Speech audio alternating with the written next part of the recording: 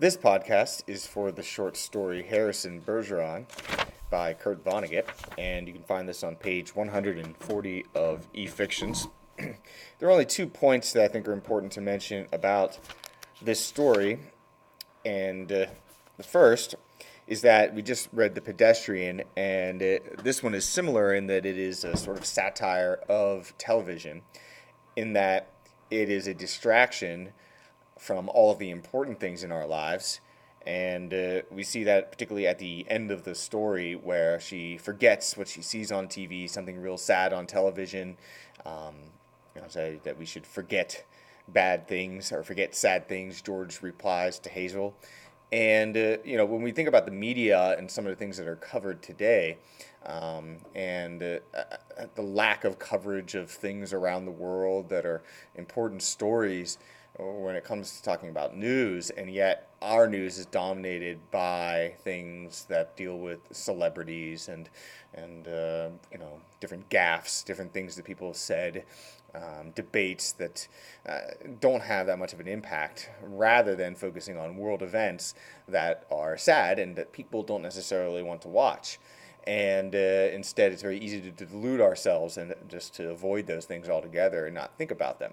And television, as well as the beer, of course, at the end of the story, are good ways to just ignore those things. And I think that's part of the commentary by Vonnegut here. In addition to that, one approach to this story that's pretty common requires a little bit of analysis to even come to this point, is to look at the dangers of conformity, particularly government-imposed equality, conformity in the case that we see here. That, of course, everybody is wearing a handicap so that everybody is equal. And a lot of people who read the story assume that that is what Vonnegut is being critical of, meaning things like affirmative action or any kinds of programs to help to elevate the poor, or any kind of taxation that looks to bring the rich down to lower wages, or to equalize society in general.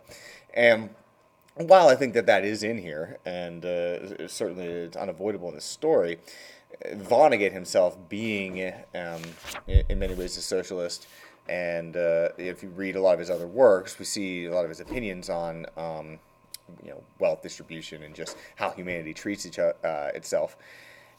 I don't think that's the only thing. And the question that has to be raised is, while the handicapper general certainly is not the best leader that we would want, would Harrison Bergeron be one either? Somebody who is so far beyond everybody else, how would he rule? And would that take us back to the age of emperors and kings, and a very high concentration of wealth and power in the hands of one person, with everybody else having nothing? And so, both are sort of distasteful. Both scenarios leave us with wanting a lot, and a lot of change. So I think more so to me, the story shows both sides of it, and how either extreme is a serious problem.